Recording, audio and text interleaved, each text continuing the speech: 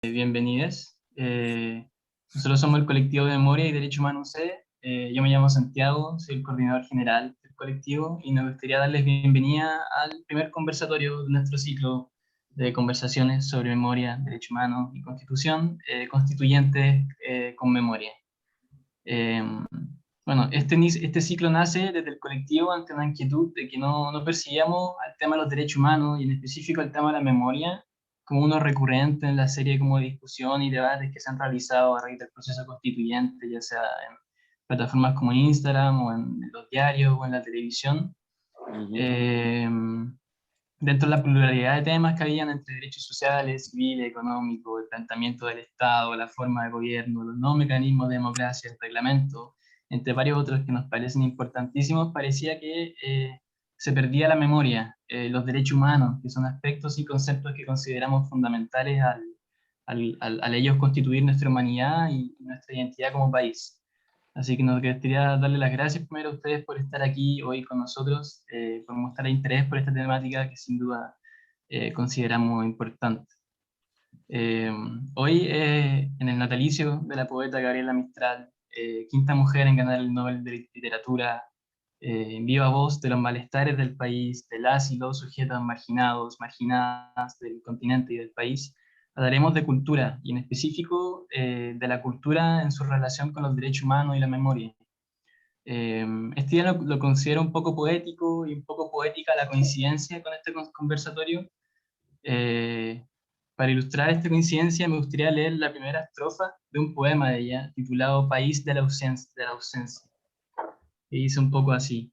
Eh, País de la ausencia, extraño país, más ligero que ángel y seña sutil, color de alga muerta, color de neblí, con edad de siempre, sin edad feliz.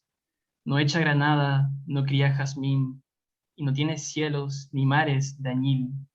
Nombre suyo, nombre, nunca se lo oí, y en país sin nombre me voy a morir. Gabriela en este poema nos invita a recordar lo que no es ausente y que buscamos sin cesar recuperar.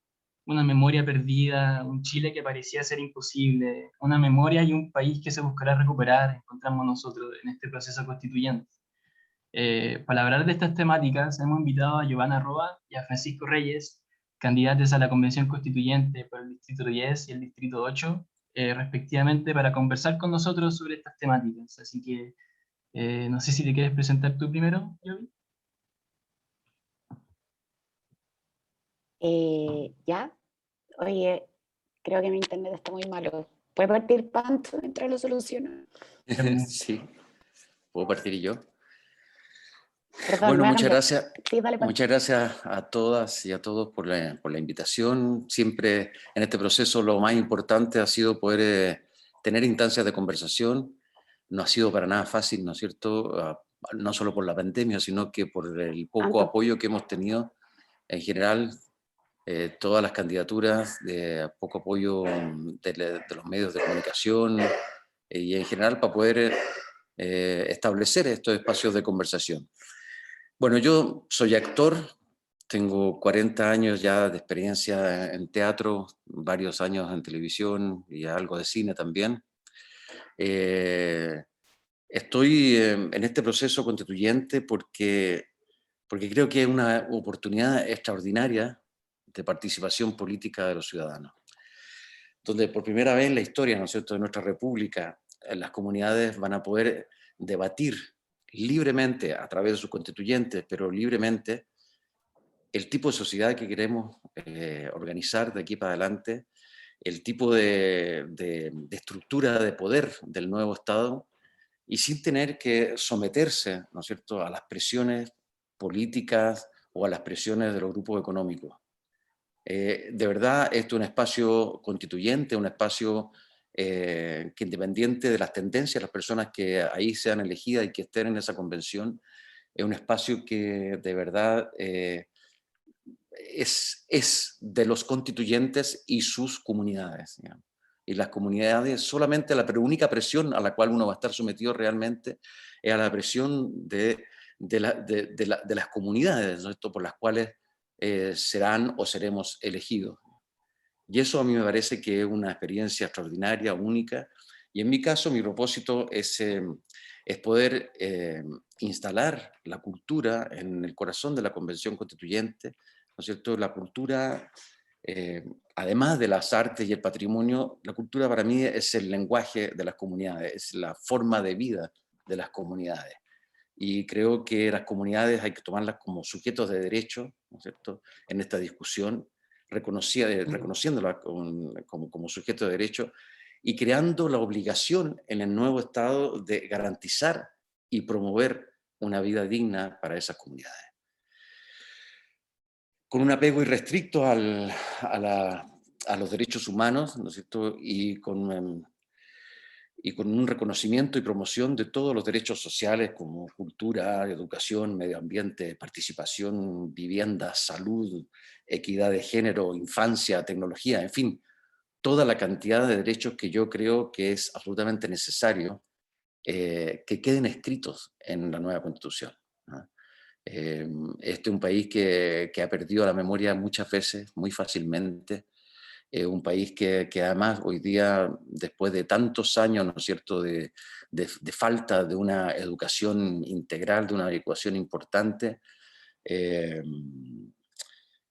eh, no tiene realmente, ¿no es cierto?, una sensibilidad, digamos, estoy hablando estructuralmente, estoy hablando como generalmente, obviamente las comunidades tienen mucha sensibilidad y mucho conocimiento, pero yo creo que falta una capacidad social, ¿no es cierto?, inteligencia social, emocionalidad social y entendimiento social, ¿no es cierto?, como para que en la constitución que hagamos o que hagan los constituyentes elegidos, ¿no es cierto?, electos, sea una constitución solamente que esboce temas o que esboce principios. Yo creo que sin que la constitución se enquilose, ¿no es cierto?, que no permita movilidad porque estamos además en una era sumamente líquida, creo que tiene que definir los derechos claramente. Entonces, y finalmente, que generar un Estado que sea un Estado garantista, un Estado solidario, un Estado contenedor, ¿no es cierto?, de la comunidad, un Estado cuidador de las comunidades, plurinacional e intercultural, y donde la discriminación no tenga lugar alguno. O sea, creo que dignidad y no discriminación son como, de alguna forma, dos conceptos que hay que intentar imprimir con mucha fuerza en la nueva Constitución. Muchas gracias. Joey. Ya, espero ahora sí. Me avisan, si no, cualquier cosa. Perdón, internet es un bien demasiado escaso en estos momentos. Bueno, no, primero, bueno, agradecer la invitación. Es muy, muy importante que se hable sobre estos temas y como decía Santiago, por lo menos en mi experiencia, que estoy yendo a hartos foros, hartos lives, incluso a hartas conversaciones territoriales, un tema que está, pero que no se reflexiona. Se da por hecho, ¿no? Que como hay que proteger los derechos humanos. Entonces es súper importante estos espacios de reflexión. Y ahí, bueno, coincido plenamente con la mirada que tiene Pancho sobre el rol del proceso constituyente y también el rol de esta reflexión colectiva que debemos tener para llegar a ese lugar, para que la constitución, la nueva constitución, sea una constitución de todos y de todas, ¿no?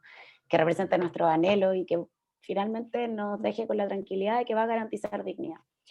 Pero a propósito de, bueno, presentarse un poco y como explicar un poquito desde dónde es mi acercamiento al tema en particular, para los que no me conocen y las que no me conocen, mi nombre es Giovanna Roa, soy diseñadora de profesión, tengo 34 años y tengo una larga historia de lucha colectiva. Bueno, fui dirigente estudiantil, fui vicepresidenta de la FEUC en 2010, hace ya muchos años.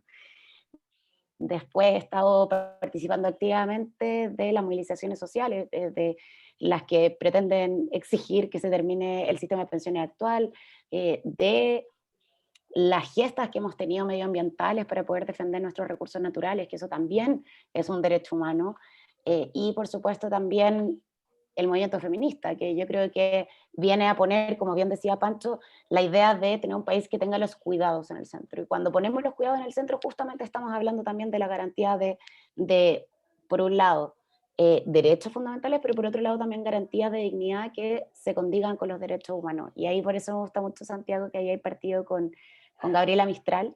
Me parece que cuando decimos memoria futuro, que parece un eslogan a veces y no nos paramos como a verlo, mujeres feministas, transgresoras, lideresas de su época, que se metieron a tener una fuerte influencia latinoamericana con respecto a un tema de derecho básico tan importante como es la educación, que hoy día no tenemos garantizado, es inspirador y creo que es una muy linda forma de partir esto. Y antes de que entremos más en conversación, me gustaría decir que la dimensión cultural de la Constitución es sumamente importante, básicamente porque nosotros hoy día estamos viviendo, no hoy día, los últimos 30 años, hemos estado viviendo bajo el régimen de una constitución ilegítima, de una constitución hecha en dictadura, donde justamente fueron los derechos de las personas, fueron los derechos humanos los que se transgredieron de manera absolutamente brutal. Y eso hace que sea una constitución no democrática, y es la democracia la que nos permite efectivamente poder cuidarnos entre nosotros y nosotras y poder aspirar a hacer una construcción de sociedad saludable, empática, en que podamos tener conversaciones políticas que lleguen a puerto. Y hoy día tenemos la oportunidad de hacer una constitución participativa y democrática. Hay cosas muy importantes como la gesta de paridad. Yo tuve la fortuna de haber sido parte del proceso legislativo, además de ser parte del movimiento feminista, y creo que ese tipo de acciones que hemos exigido como pueblo organizado para llegar a este momento y para profundizar la democracia, son en gran parte el piso mínimo, digamos, de confianza que podemos tener en la legitimidad de este proceso. Y por eso es tarea de todos y de todas que podamos ir resguardando esa democracia profunda. Y ahí solo vincular, con esto termino, el tema de la importancia de la memoria, porque nosotros no llegamos, nadie nos regaló que hoy día tengamos la oportunidad de tener una nueva constitución. Nosotros nos la ganamos, y nos la ganamos con nuestra historia, lamentablemente con una historia dolorosa, una historia de injusticia, una historia de segregación profunda, una historia en que se hizo al lado los pueblos originarios, en que se dejaron al lado las mujeres, en que se dejaron al lado todo tipo de disidencia. Y esa es la historia común que en un momento nos dijo decir, basta, basta, puedo mirarte a los ojos, puedo darme cuenta que tú también eres víctima de este neoliberalismo y capitalismo brutal, y estoy dispuesto y dispuesta a contigo ir a luchar en la calle para que esto termine. Y esa es la memoria con que llegamos nosotros hoy día a este proceso. Entonces, hoy más que nunca, cuando decimos memoria futuro, insisto, lo que estamos haciendo es decir, acá tenemos una historia colectiva, tenemos una historia como pueblo, y esa es la historia que hoy día nos permite tener el acceso, el derecho a una nueva constitución, y esa nueva constitución va a estar a la altura de esa vivencia colectiva. Muchas gracias, Pancho y Joy, por sus presentaciones potentes, me interpelan. Ya, pues, entonces ahora pues, procederemos al segundo bloque, que consiste en 3 preguntas. Y después de este bloque abriremos la palabra para preguntas del público. La haremos con la modalidad de la manito del Zoom, así que vayan anotándola a medida que la emerjan, y al final, cuando abramos el espacio, ponen la manito y le damos la palabra. Así que, bueno, con la primera pregunta, nosotros entendemos que la cultura, la memoria y los derechos humanos son materias y cuestiones que se encuentran constantemente interseccionadas. Espacios como el Museo de la Memoria buscan reconstruir relatos de la dictadura cívico-militar a partir de las artes visuales, el cine, la música, el teatro, inclusive la arquitectura, evocando momentos precisos tanto de la unidad popular como de la dictadura cívico-militar. En efecto, pareciera que el arte y la cultura de una determinada época nos sirven como una caja de tiempo para conocer, para adentrarnos y para apropiarnos de un mundo que muchas veces se siente como ajeno y sin embargo forma parte de nuestra historia. Es este un poco el ánimo que nos empujó a realizar este ciclo, y ante esto nos gustaría saber qué importancia le otorgan a reconocer la labor reparativa que podría llegar a tener para el pueblo chileno el realizar una constitución completamente democrática, y qué rol podría adoptar en ello la memoria y la cultura. Nos gustaría partir primero con Giovanna y después con Pancho. Súper. Sí, hay tanto que decir sobre esa pregunta, pero quisiera poner un par de ideas sobre la mesa. Primero, lo que estábamos hablando antes, ¿no?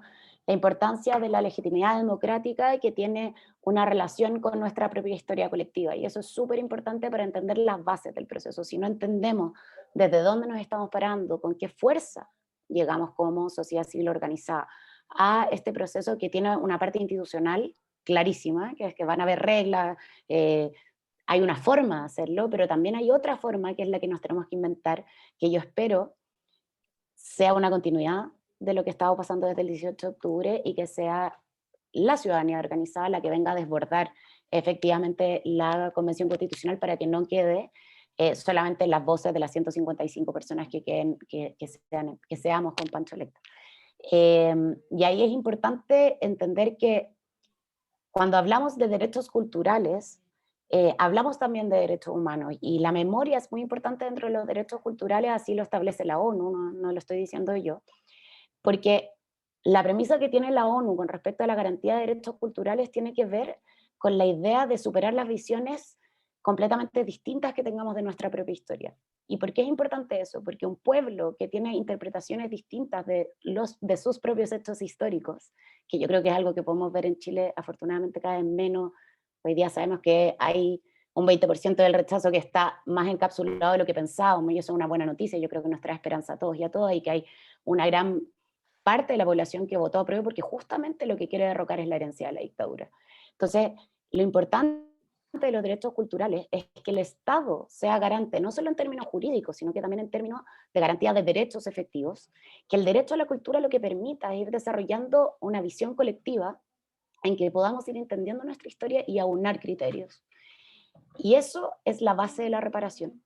Cuando tú no tienes, o cuando un Estado, un pueblo, un país, no tiene una lectura colectiva más o menos aunada de cuál es su pasado, es muy difícil que pueda construir futuro. Y ahí es importante también entender que tenemos que dar garantías de no repetición. Y las garantías de no repetición tienen que ver con política pública, pero también tiene que ver con pacto social.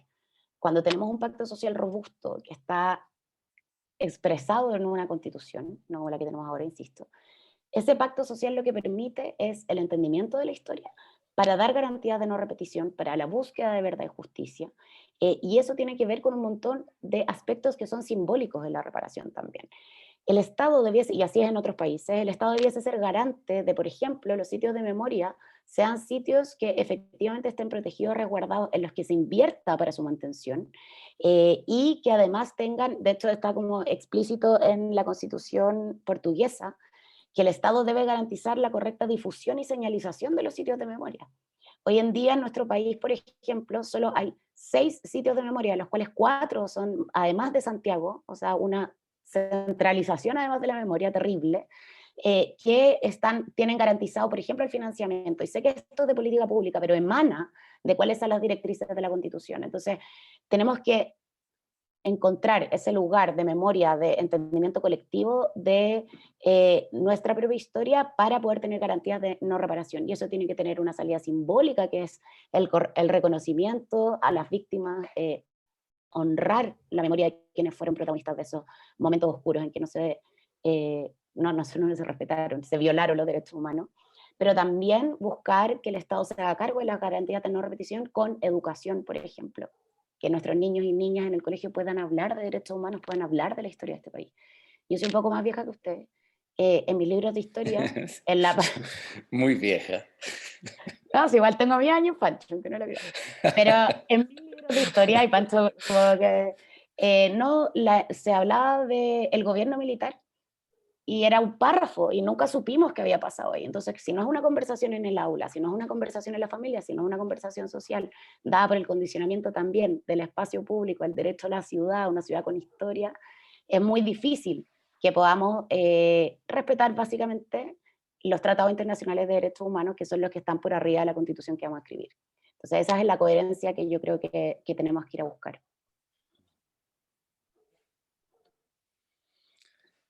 Oye, bueno, sin duda que la base de todo esto, o sea, la memoria, la experiencia, ¿no es cierto? Nosotros, claro, vamos a escribir, o vamos a intentar escribir una constitución que decimos, ¿no es cierto?, que es de página en blanco, pero nada de página en blanco.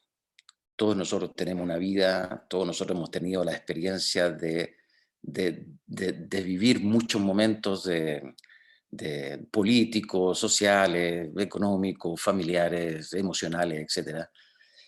Y además tenemos, ¿no es cierto?, la experiencia vivida de nuestros padres, de nuestros abuelos, y bueno, todo eso se va transmitiendo, lo que no se va transmitiendo por los libros, que siempre va tergiversando un poco, ¿no es cierto?, se va transmitiendo boca en boca, se va transmitiendo a través de las obras de teatro, se va transmitiendo a través de las obras de arte, se va transmitiendo de alguna forma a lo largo de la historia.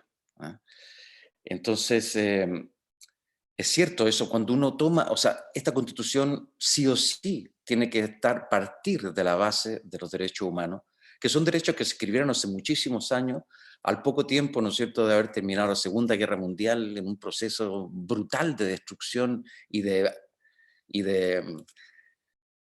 ¿cómo se puede decir? Si uno lo mira hasta desde ahora, no dice de absurdo humano, digamos. Entonces, esos derechos no son caprichosos, esos derechos vienen con una carga enorme de humanidad y de reflexión sobre la humanidad. Luego también los pactos, ¿no es cierto?, sobre derechos sociales, económicos, culturales de las Naciones Unidas, también es lo mismo.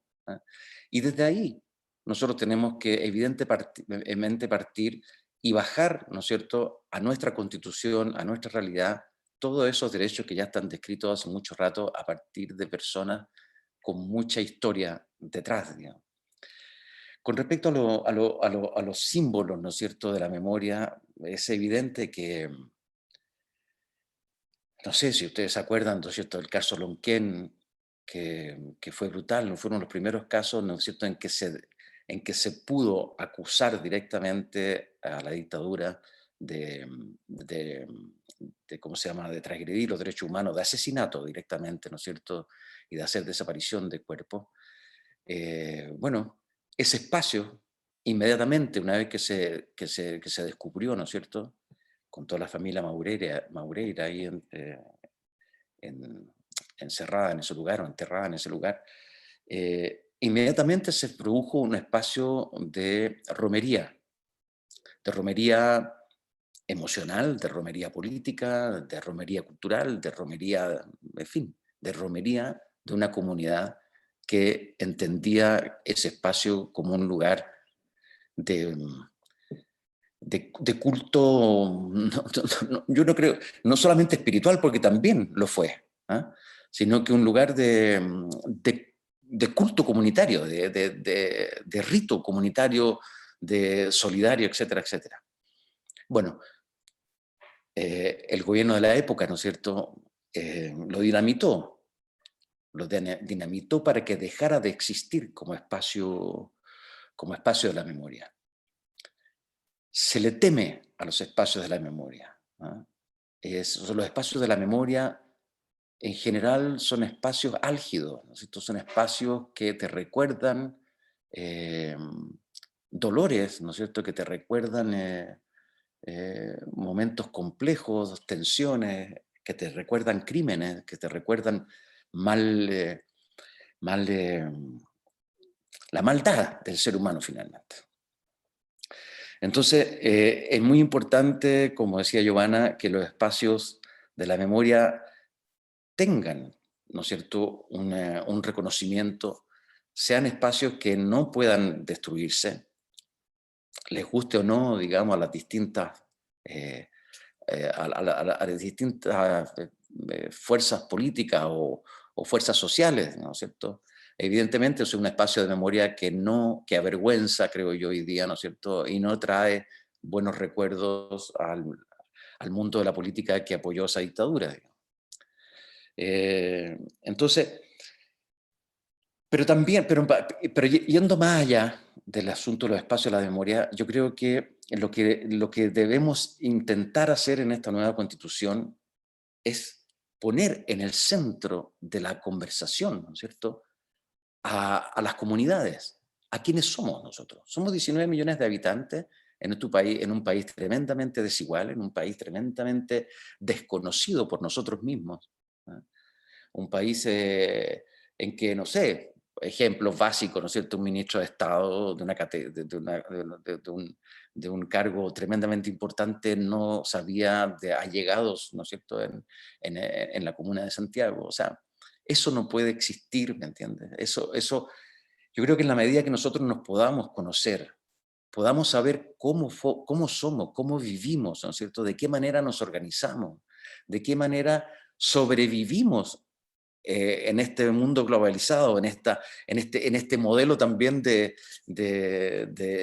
mercado, ¿no es cierto?, ultrista que tenemos en este país, cómo las comunidades se organizan para sobrevivir, para tener una vida digna, ¿ah? A pesar de todas las adversidades. Yo estoy en el distrito 8, ese es el distrito que estoy intentando representar en esta constituyente.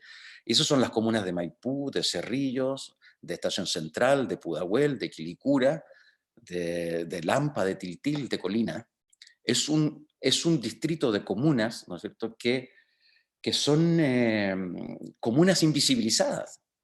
Y más que que a este poder centralista, ¿no es cierto?, ya este poder, este poder económico le necesita de comunas invisibilizadas, necesita de una comunidad inculta, de una comunidad poco civilizada en el término de civilidad social. ¿Te fijas?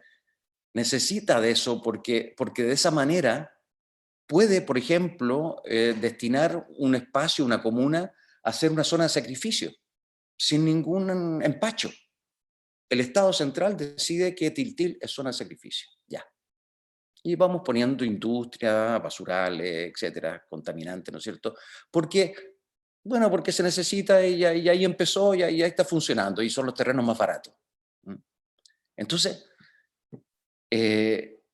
eso, un Estado cuidador, un Estado reconocedor de sus comunidades, ¿no es cierto?, no lo podría hacer. Porque cuando yo te miro a los ojos y yo veo quién está al frente mío y conozco tu vida y conozco tu forma de vivir y conozco la riqueza de tu vida, sea precaria económicamente o no precaria económicamente, yo no tengo necesariamente, porque igual hay personas que lo pueden tener, digamos, pero no tengo la capacidad moral o la desvergüenza de destruirte. Entonces creo que es muy importante que por eso que es muy importante la cultura, como decía también Joana, la cultura en esta nueva constitución. La cultura entendida no solamente como las artes, ¿no?, como decía yo en mi declaración inicial, no solamente como las artes, los patrimonios, que sí son evidentemente parte importante de la cultura, sino que las comunidades, saber quiénes somos, que las comunidades lleguen a tener poder político de verdad, participación en la orgánica política del Estado. ¿Ah? Y eso se puede hacer, hay herramientas para hacerlo, pero tenemos que tener la voluntad de eso, no tenemos que tener miedo a eso. Y yo creo que el poder económico hoy día tiene enorme miedo a las comunidades. Muchas gracias, muy interesante respuesta. Ahora me gustaría puntualizar un poco en algo que ustedes mencionaron, me gustaría pasar un poco más de tiempo, que bueno, es una demanda que ha surgido con fuerza, en especial después de un año de pandemia en donde el Estado y el gobierno se han mostrado insuficientes para ofrecer soluciones al sector de la cultura, que se ha visto básicamente dejado a su suerte este último año. Y esta demanda ha sido el derecho a la cultura. Y pensando en ello, me gustaría saber qué finalidad tiene el garantizar constitucionalmente el derecho a la cultura y cómo le gustaría ver expresado este derecho en la nueva Carta Fundamental. Parte Pancho. Bueno, como decía en la reflexión anterior, esos derechos están ya escritos, ¿no es cierto?, tanto en la Carta Universal de Derechos Humanos como en el Pacto de los Derechos Civiles, de los Derechos Económicos, Sociales y Culturales.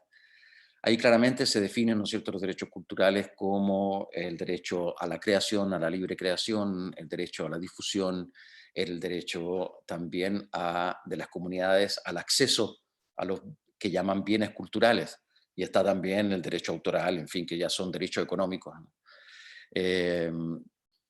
A mí, yo creo que ya con ponerlo así, estamos diciendo, ¿no es cierto?, que el Estado garante, el Estado solidario, el Estado cuidador, ¿no es cierto?, tiene que velar porque las comunidades puedan disfrutar, ¿no es cierto?, que puedan gozar de los bienes culturales entendidos como artísticos, ¿eh? porque esos bienes culturales que están descritos también en esos pactos están referidos a las artes fundamentalmente.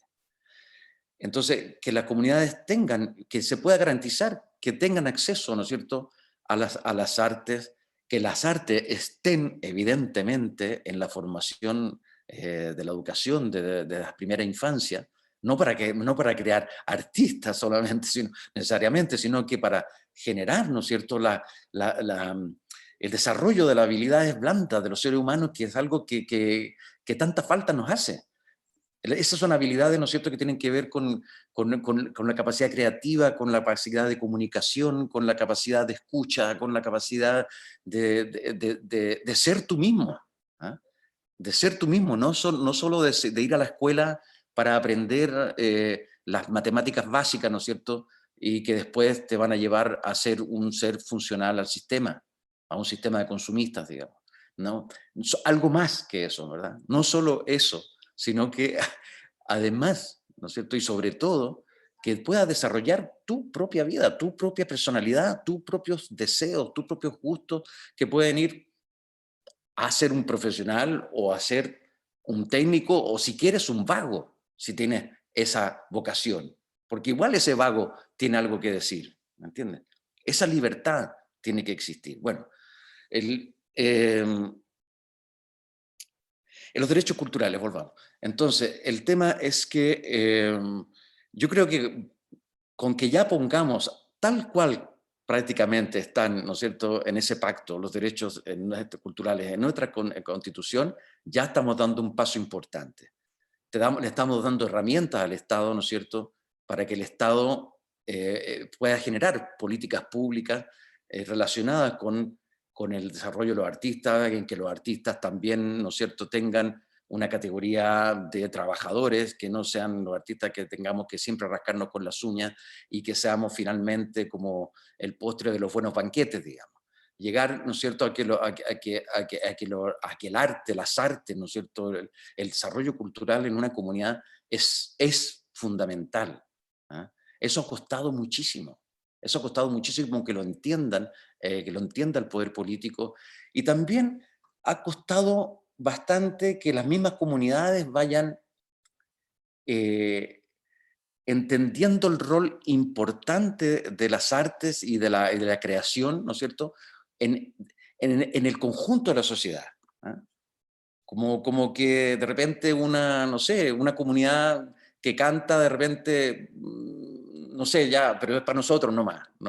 No, es para nosotros nomás, pero es para todos. Es una forma que tú tienes de darte a conocer y que yo quiero conocer. El Estado tiene que promover, ¿no es cierto?, la interculturalidad. El Estado tiene que promover que las comunidades se den a conocer, y ahí quiero ir a un paso más allá de los derechos culturales, que no solamente se relacionan con los artistas, ¿no es cierto?, o con la creación artística, sino que se relacionan con las comunidades. Yo cuando hablo de cultura y comunidad, estoy hablando de lo mismo. ¿Ah? Las comunidades son la cultura. Nosotros somos la cultura. Esto que estamos haciendo es la cultura. Entonces, es importante que nosotros podamos crear este espacio que estamos teniendo hoy día, por ejemplo, o que tiene cualquier comunidad. Es importante que esa comunidad pueda difundir también sus formas de vida, sus formas de trabajar, sus formas de crear, sus formas de comer, sus formas de bailar, sus formas de cantar, etcétera, etcétera. Y que además las otras comunidades, ¿no es cierto?, tengan la posibilidad de conocer qué está pasando ahí. ¿Me entiendes? Porque cuando uno piensa en los pueblos originarios, ¿no es cierto?, que es evidente que, y por suerte, perdón, por la lucha de tantos, ¿no es cierto?, están hoy día con escaños reservados en la Constitución, por primera vez van a poder participar de decisiones políticas, ¿no es cierto?, con respecto a este país, y que es un primer paso, porque eso debería ir evolucionando, ¿no es cierto?, debería ir creciendo. Bueno, cuando uno habla de las culturas de pueblos originarios, es claro, es nítido, ¿no es cierto? Ahí hay una cultura ancestral, con un lenguaje ancestral, con un idioma ancestral, con una cosmología, cosmovisión, perdón, particular, etcétera, etcétera. Pero si vamos haciendo lupa, ¿no es cierto?, vamos haciendo foco, están las culturas diferentes de cada cultura local, de cada pueblo. Si nos vamos a una comuna, ¿no es cierto?, está la cultura de una comuna, y luego está la cultura de las villas, y luego están las culturas de la más pequeña, ¿no es cierto?, unidad humana, digamos. Entonces, yo quisiera que todo ese rango, desde de la Junta de Vecinos, desde el tú y yo, como entes culturales, hasta, ¿no es cierto?, las regiones, como grandes entes culturales, estén presentes, tengan valor y tengan autonomía y tengan poder político a partir de la nueva Constitución.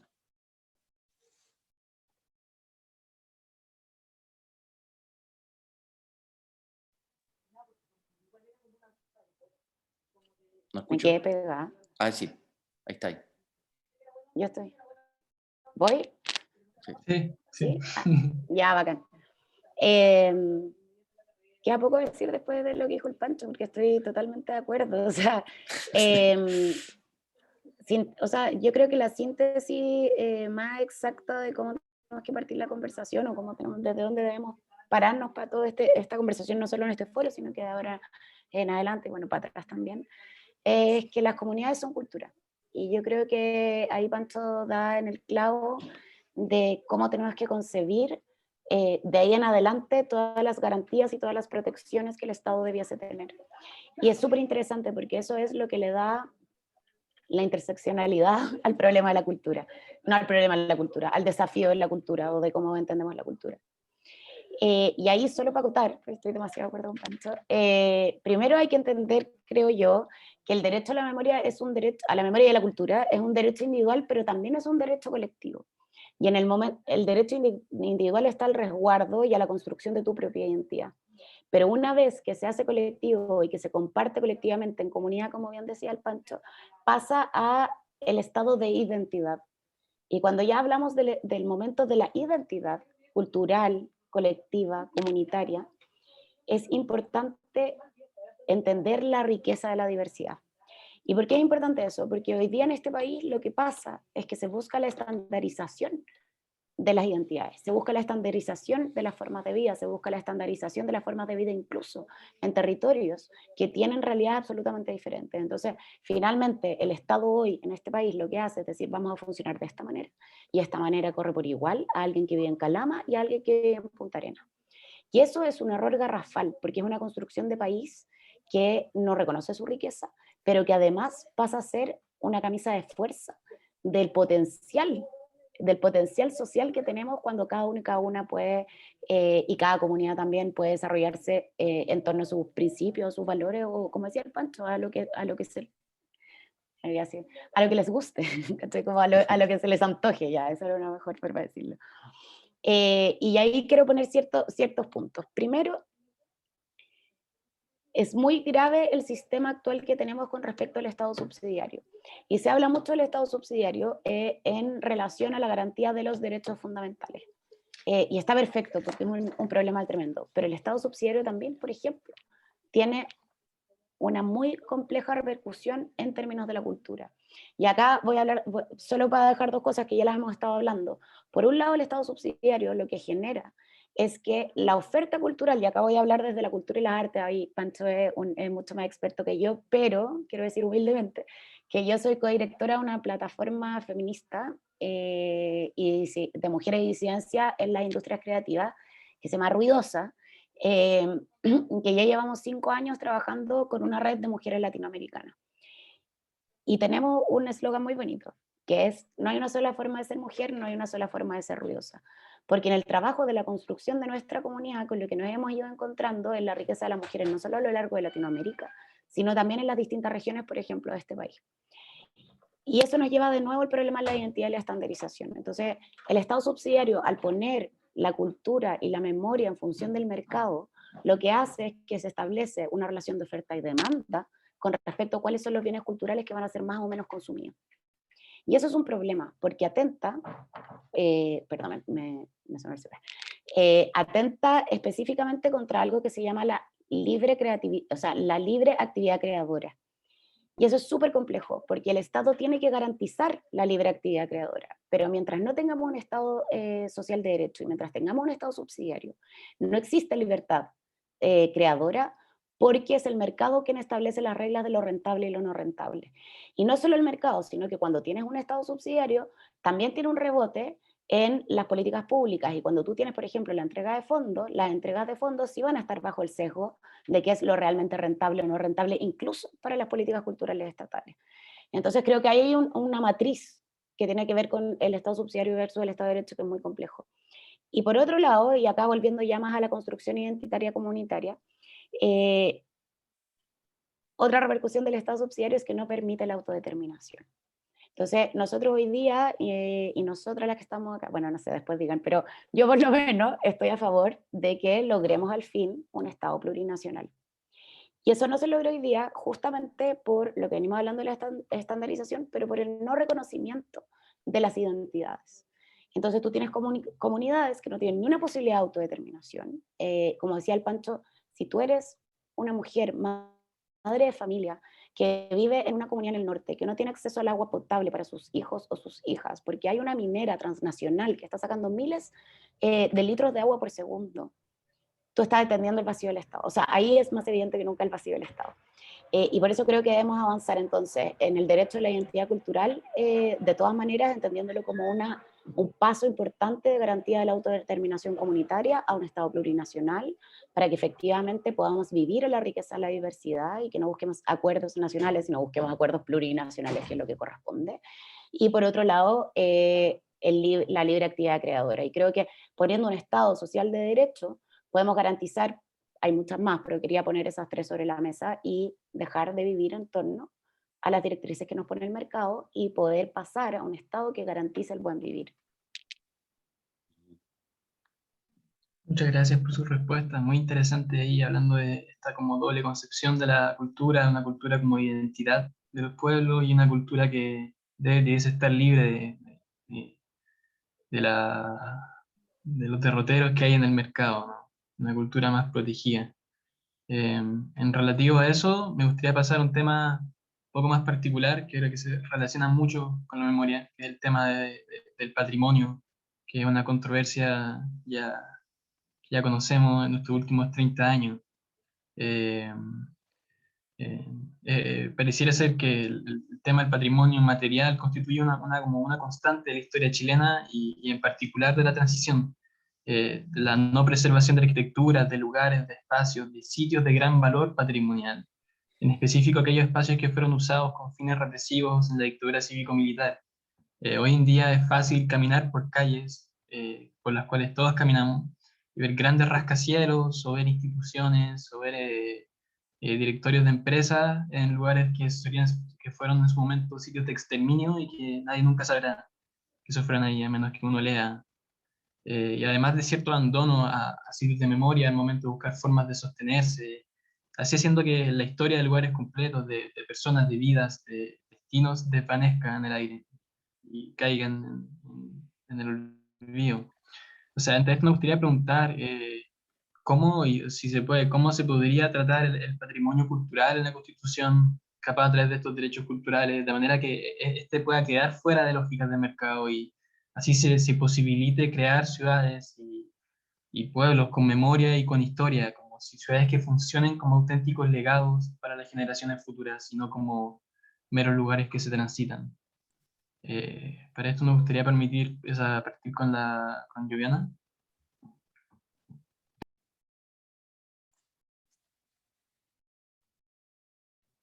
Perdón, es que estaba anotando los puntos de tu pregunta para tratar de contestar. Eh, ya. El derecho a la memoria, a mi modo de ver, es un derecho que tiene que hacerse carne en las personas. No es el Estado como esta idea de una institución lejana quien debe decidir y administrar antojadizamente bajo criterios que son, en el fondo, vuelvo a decir, institucionales, cuáles son los sitios de memoria y cómo deberían tratarse. Y acá quiero entrar, porque hemos hablado de hartas cosas que podríamos volver a esta pregunta, pero quiero entrar de lleno a la importancia de la participación. Y ya lo adelantábamos con Pancho con respecto a la autodeterminación comunitaria, pero esto tiene que ver con que cuando hablamos de sitios de memoria, la primera pregunta es, ¿qué es un sitio de memoria?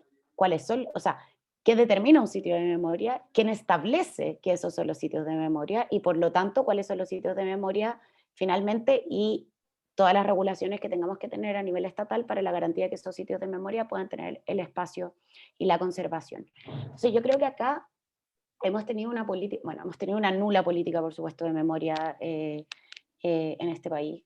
No tengo que decirlo mucho más, o sea, hay cierta iniciativa, el Museo de la Memoria, etcétera, pero sabemos que nos quedamos cortos porque se aísla. O sea, resulta ser que en este país los sitios de memoria son espacios aislados. En otros países, y no estoy pensando en países solamente de Europa, que es lo que a todos y a todas nos gusta mirar tanto, en otros países los sitios de memoria incluso son más líquidos y esparcidos. Y hay rutas, por ejemplo, de memoria, y no necesariamente solo este espacio que voy a resguardar específicamente. ¿Y por qué se puede entender de manera más laxa lo que es un sitio de memoria y no? Porque es importante que las víctimas sean parte de la definición de qué es la trayectoria de la memoria. Es muy difícil que yo por ejemplo, yo no viví la dictadura, y yo podría tener un doctorado en espacios de memoria, y podría hacerme ultra experta, y aún así, mi acción particular, si no está nutrida y si no está directamente conectada con la participación de quienes fueron las víctimas de ciertos momentos históricos, va a ser un sitio de memoria vacío. Y es súper importante entender que la significancia que le entreguen las personas, ser parte del diseño de cómo se vive la experiencia de un sitio de memoria, si no cuenta con las víctimas va a ser un sitio de memoria vacío y no va a ser un efectivo memorial, que es de donde viene la palabra y la idea, para quienes puedan ir también a revisar su propia historia, a contársela a sus nietos, a contársela a sus hijos, hijas, etc. Y ahí creo que hay una serie de medidas, y acá hay dos cosas. Hay una parte que es lo jurídico, ¿no? Que es que tengamos efectivamente políticas estatales en términos de política pública, pero también de legislación, o sea, que van más abajo de la Constitución. La Constitución es el paraguas, establecemos el derecho, y después va pasando a leyes, reglamentos, políticas públicas, etc. Entonces, por un lado, necesitamos una fuerte medida en términos de políticas públicas y legislativa que resguarde los sitios de memoria y que no pasen cosas como las que estaba señalando Pancho antes, de que alguien, por ejemplo, para destruir un legado histórico, vaya y destruya un lugar de memoria. Eso es importante, que la jurisdicción pueda proteger, pero también es importante el factor simbólico. Y acá vuelvo a la idea de la integralidad de la memoria. Vamos a poder incorporar los sitios de memoria de manera efectiva cuando uno, las víctimas puedan entenderlo y antes de que mueran, que también es importante, los puedan ir a resignificar y a valorar y a energizar con respecto a la vivencia. Pero también cuando entremos a las aulas y cuando también tengamos una educación que, por ejemplo, incluya los sitios de memoria de manera presencial, como parte del currículum, la malla educativa, etc. Y creo que ese es el gesto de cuidado y de construcción, para no quedarme solo en el cuidado, de la construcción en el fondo de los sitios de memoria, lo que nos hace avanzar hacia la idea de verdad, justicia y reparación. Eso por ahora, creo que vamos a ir hablando. Pero...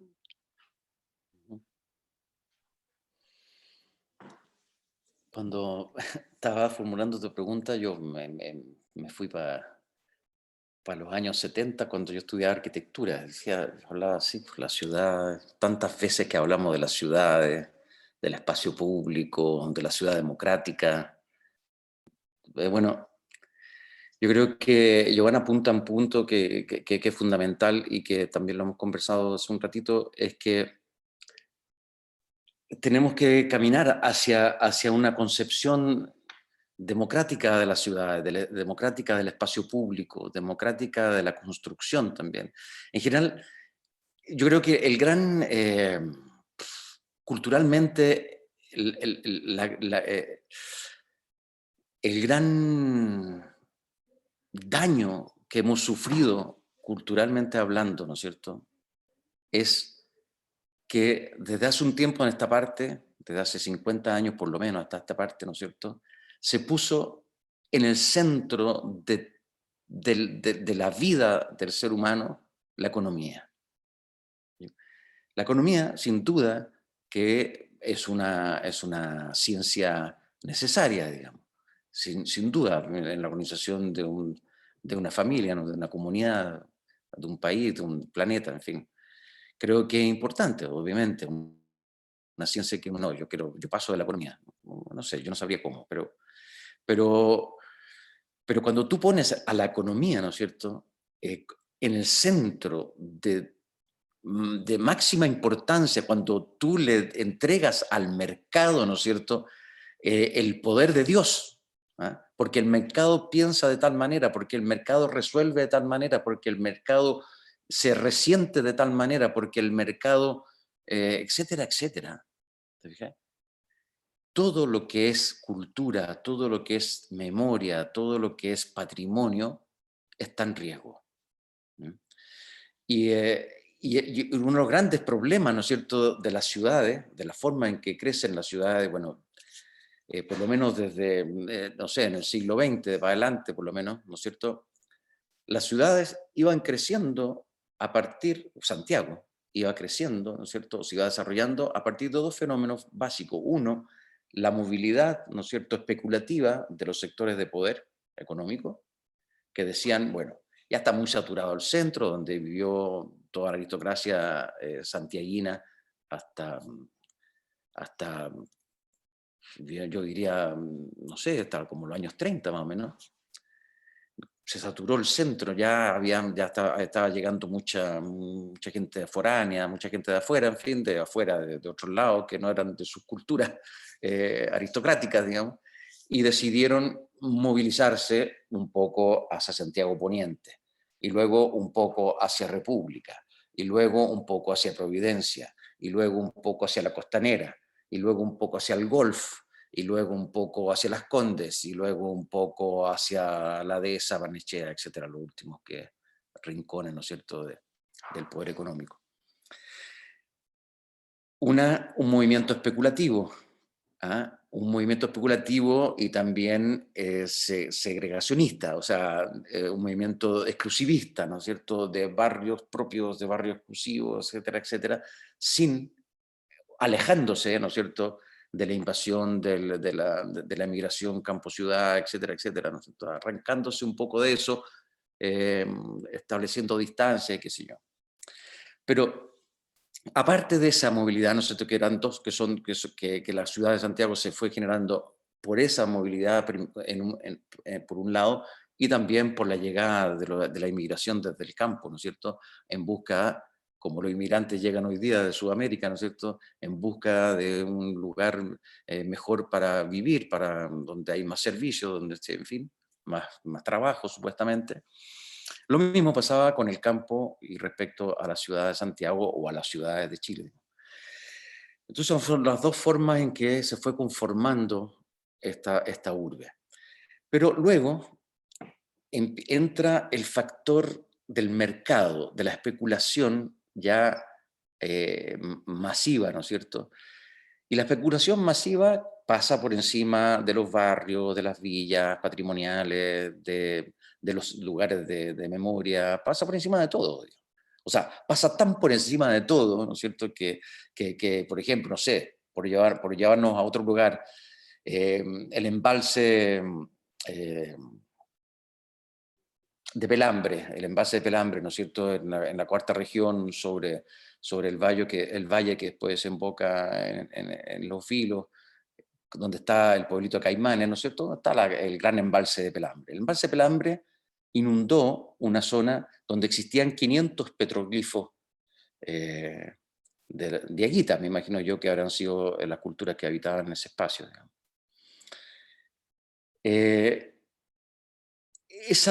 Esa iniciativa privada, esa iniciativa del gran capital, ¿no es cierto?, de la minera Pelambre, se tomó la libertad de destruir un espacio, ¿no es cierto?, cultural, de destruir un espacio donde existían 500 petroglifos, además de los asuntos medioambientales, además de la fuente originaria de agua del valle, etcétera, y otra cantidad de brutalidades. Pero viéndonos a este patrimonio, y se lo permitimos.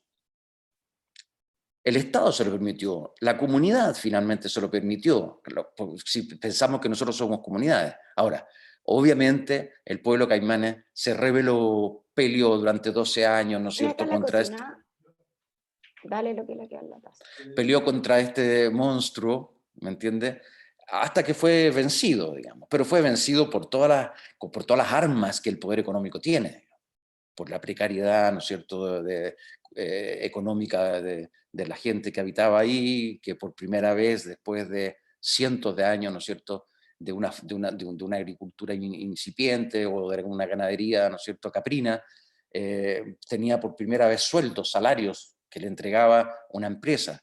En fin, y bueno, y una cantidad de todas estas maniobras que estos grandes emprendimientos hacen para de alguna forma comprar, ¿no es cierto?, a las comunidades finalmente. Y porque el Estado está ausente, porque el Estado no tiene nada que ofrecerle a esa comunidad, a cambio, ¿me entiendes?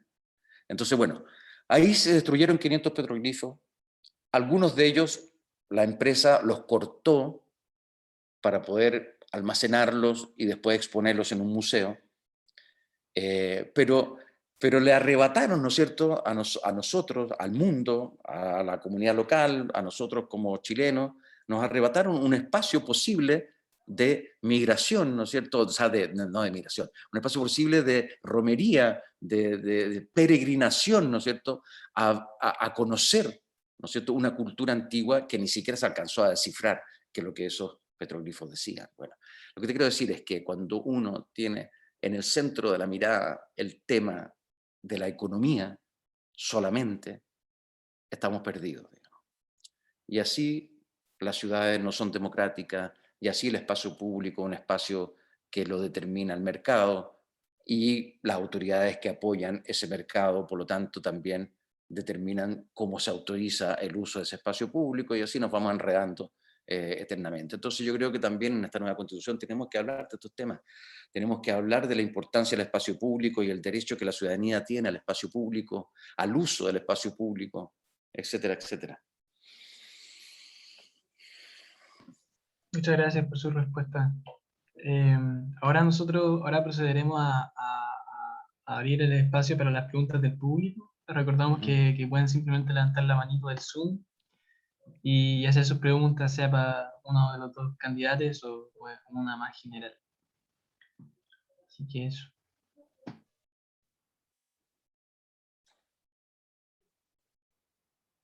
También si no tienen micrófono pueden hacer por el chat. Sí, eso mismo.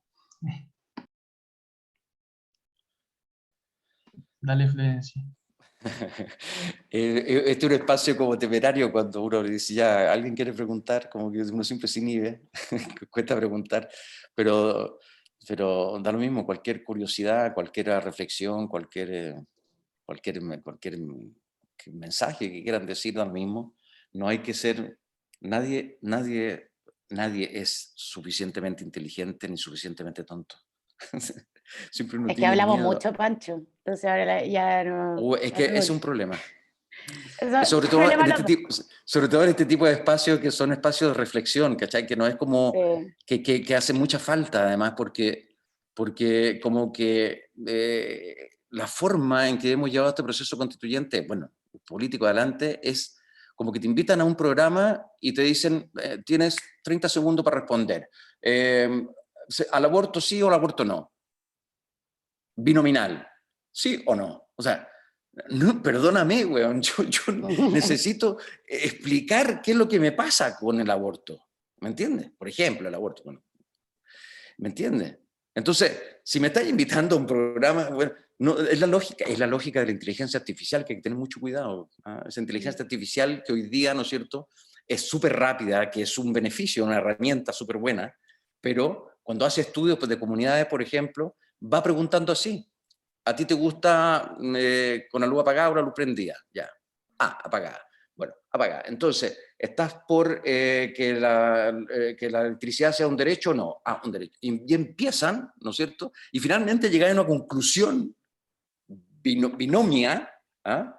que a lo mejor es totalmente errada. Entonces, hay que tener mucho cuidadito con eso. Es muy interesante la herramienta, pero una herramienta que además nos va a dominar, nos va a hacer mierda, hay que tener cuidado. Por eso que hay que ir rápido con esta constitución, y hay que ir rápido con la cultura, y hay que ir rápido con la educación, y hay que ir rápido formándonos, porque se nos viene encima la dominación de la inteligencia artificial por los grandes poderes económicos nuevamente. Así que vámonos, démonos prisa. Pienso que igual es un problema que se ha dado mucho también, no sé si en las generaciones de ahora, pero en los debates se ve mucho blanco-negro, como que se politiza mucho las cosas y se pierde la vista de fondo del problema que queremos combatir. Y se pierde tiempo, y se pierden ideas, y se pierde cosas muy valiosas es esto o lo otro, más que la discusión, que buscar las soluciones reales a los problemas.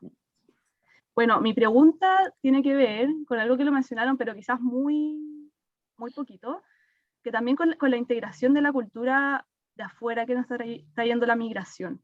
Sabemos que nosotros culturalmente, como mencionó Giovanna, hay un problema de identidad en Chile, porque también históricamente no se ha trabajado con eso. ¿Cómo para ustedes, como el tema de la cultura y la memoria, se puede trabajar en conjunto con este nuevo componente que nos trae la migración y que hace todavía más persistente ese sentimiento que tiene el chileno como de la falta de identidad? Es súper complicado igual como tratarlo, y siento que es un tema que también se debe tratar harto en esta constitución, porque actualmente estamos en un contexto que ya está por hecho, que estamos en un mundo globalizado y bueno, es algo que ya estamos insertos ya en este nuevo mundo. ¿Cómo para ustedes se puede tratar esta integración a la cultura, y aparte de tratar todo en conjunto con los problemas que ya traemos como sociedad? Yo puedo participar. O Pancho, dale tú, no sé. No, dale tú, que ya. Ya, no, bacán la pregunta de Florencia, y yo creo que también acá me voy a ir como, no sé, un poquito más lejos, pero para volver ya. Es que en verdad, aprovechando este espacio de reflexión y conversación, yo he estado haciendo mucho terreno y llevo hartos meses, en verdad, ya casi un año, en verdad, trabajando con varias comunidades en el distrito. Yo voy de candidata en el distrito 10, entonces tengo, por un lado, todas las comunas del norte.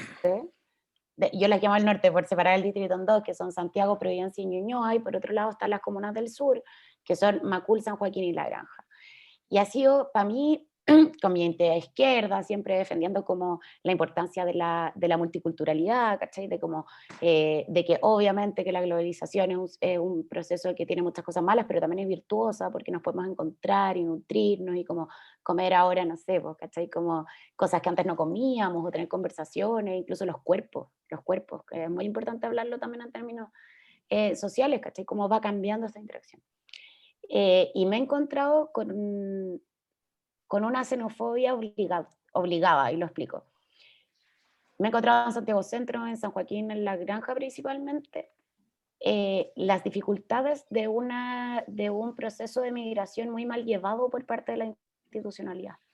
Entonces, hoy uno se puede plantear de manera progresista, teniendo la estabilidad, no sé, de ser un estudiante, de tener trabajo, etcétera, a qué bueno que haya esta multiculturalidad. Yo sí estoy de acuerdo con eso, después voy a volver ahí, pero lo que les quería decir es que acá también hay un proceso de cómo se genera cultura colectiva, que sí tiene que tener una base básica institucional que permita que sea armónico. Entonces, por ejemplo, en Santiago Centro se están construyendo, y volvemos al problema del Estado subsidiario, de que hay millones de constructoras que están haciendo unas torres que se llaman guetos verticales, como, que está lleno. Entonces resulta que un barrio que tenía, no sé, 50 familias, estoy hablando de Mata Sur, por ejemplo, hoy día tiene unos edificios gigantescos que además les taparon la luz a las casas, o sea, digo, como todos los problemas de, como decía el Pancho, el derecho a la ciudad que traen, pero que colapsan el sistema.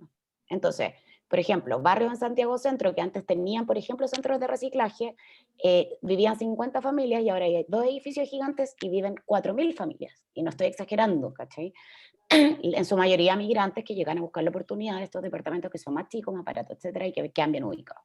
Entonces tiene un colapso de servicios básicos que mi impresión es que incentivan la xenofobia, porque finalmente todos los problemas que trae el colapso de la ciudad, que también, por ejemplo, la delincuencia, las personas que vivían en ese espacio originalmente los vinculan emocionalmente, y los vinculan en términos prácticos con la llegada de este otro o esta otra.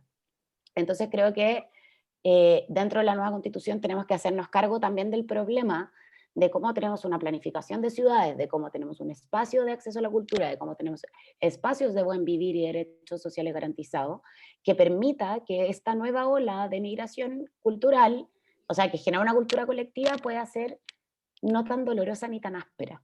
si se entiende lo que digo, yo no estoy diciendo que sea malo que migren, al contrario, desde mi lugar privilegiado, yo encuentro que es estupendo, pero les quería contar lo que he visto también como en el día a día, en las ferias, en los territorios, haciendo puerta a puerta, etc.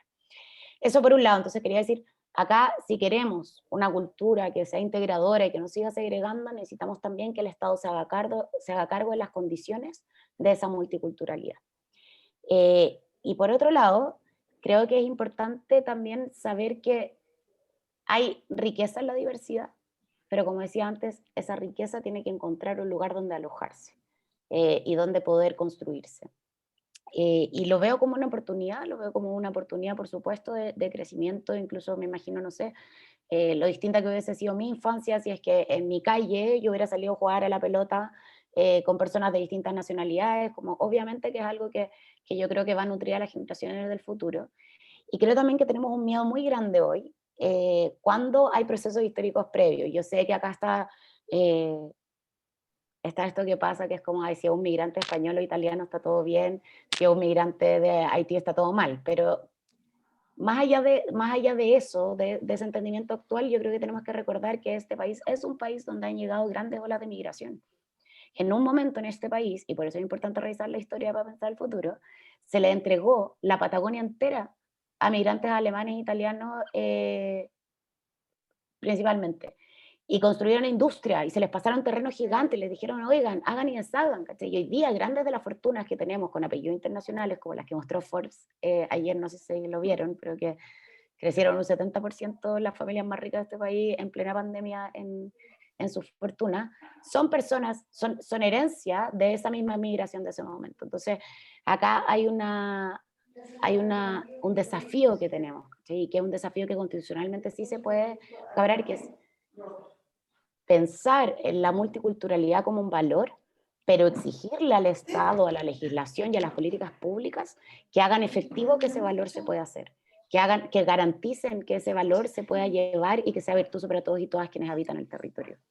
Y por último, y con esto cierro, creo que también es importante, y es una cosa de semántica tal vez, pero que a mí me ha impresionado mucho, que es que yo voy a muchos foros con otros candidatos y candidatas, y no solo los candidatos y las candidatas, también en las preguntas del público se habla mucho de, ya, esta constitución, ¿qué le va a traer a los chilenos y a las chilenas? Y con lenguaje inclusivo y todo, chilenes y todo, y nunca se habla de quienes habitan el territorio. Entonces es bacán tu pregunta, porque hay que recordar que lo que estamos construyendo hoy día no es solamente para quienes hoy tienen la categoría de chilenos y chilenas, sino es para todos y todas las personas que habitan este territorio y que tienen derecho a tener un buen vivir independiente de donde vengan. Pero quería poner esa problemática porque me parece súper interesante para tenerla en cuenta para las reflexiones. Y es un problema interseccional también, porque como mencionaba en el tema de la vivienda, también tiene una segregación en la ciudad impresionante. Es un problema que ataca a diferentes áreas. Yo creo vamos que a tener que la trabajar migración, sí, o sea, solo para acotar, yo creo que la migración de manera explosiva y masiva solo viene a develar la insuficiencia de nuestro espacio basal de garantía de derechos. Porque viene a colapsar la salud pública, porque viene a colapsar la educación, el derecho a la ciudad. Entonces, creo que solamente abre los ojos a algo que siempre ha estado ahí y que hay millones de personas que viven en esas condiciones. Bueno, ese es un punto súper importante tenerlo muy presente también, es que cuando se habla de los derechos sociales, ¿no es cierto? Todo, uno puede enumerar muchos de ellos, no son solo sectoriales, están totalmente interrelacionados un derecho con otro. ¿Ah? Y en el caso del tema de la migración es evidente. A ver, yo creo que en general en este país, bueno, siempre ha habido como un poco como un chauvinismo, ¿no es cierto? Siempre ha habido un poquito como de nacionalismo, en fin, un poco de xenofobia, ¿no es cierto? Siempre ha tenido algo, a pesar de que no somos demasiado exagerados históricamente en eso, por lo menos del tiempo que yo he vivido, por lo menos. Y en general como que los inmigrantes, en general como que hay una buena predisposición porque también hemos sido un país que hemos tenido que salir de él y que hemos tenido que pedir, ¿no es cierto?, el asilo y que hemos tenido que pedir el apoyo internacional para muchas familias, digamos, chilenas que por razones políticas en distintas épocas han tenido que emigrar. Pero evidentemente, cuando hay una inmigración tan fuerte como la del año 90 hasta la fecha, ¿no es cierto?, en que el Estado, nuevamente, este Estado subsidiario economicista, digamos, no se hace cargo del problema humano, sino que acepta migración por problemas económicos, o sea, por bienes económicos, porque también se dice mucho que, curiosamente, que la migración aporta a la economía, por ejemplo. Hay cifras, ¿no es cierto?, que hablan de eso, porque hay más consumo, porque hay hora de mano más barata, porque etcétera, etcétera, etcétera. Porque hay especificidades y porque llegan, en estas migraciones llega de repente gente que son universitarios, ¿no es cierto?, que tienen carreras profesionales y llegan en las condiciones que llegan.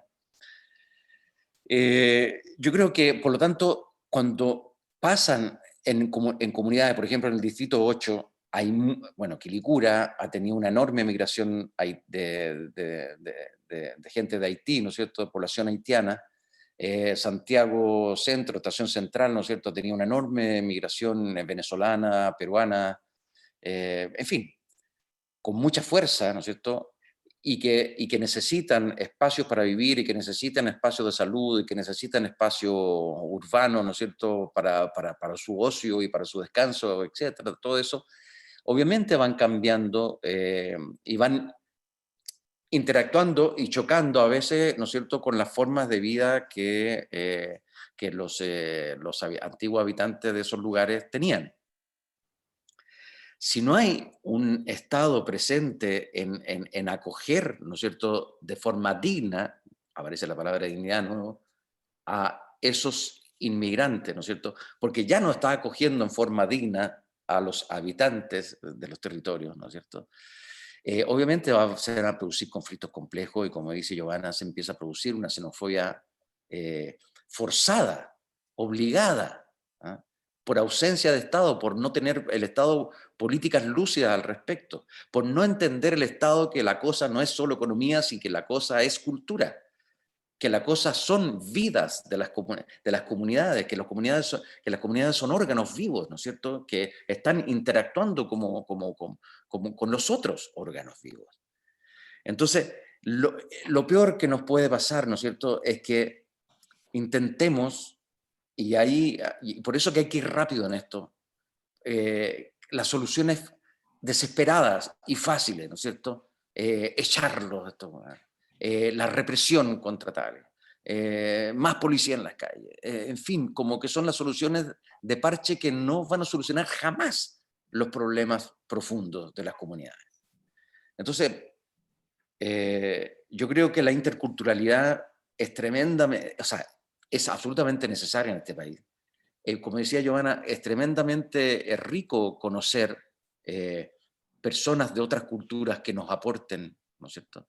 Ahora, alguien va a decir aquí, bueno, pero estos buenos no aportan nada. Vienen a robar, se meten con el narcotráfico, con la prostitución, en fin, empieza. Quitar el trabajo. ¿no es cierto?, y a quitar el trabajo, y empieza a quitarnos nuestros derechos porque ellos tienen prioridad en las filas, en los consultorios, porque hay tratados internacionales que los protegen, y empieza una cantidad de descargos, muchos de ellos fundados en la realidad de las personas, ¿cachai?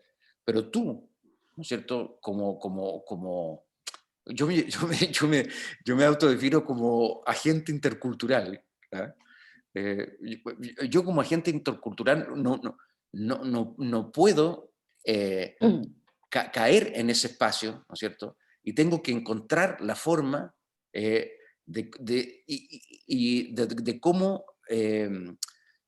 cómo facilitar una solución al respecto. Y cómo facilitar, más que una solución, cómo facilitar la buena vida al respecto, digamos. Lo virtuoso que puede tener esa interculturalidad.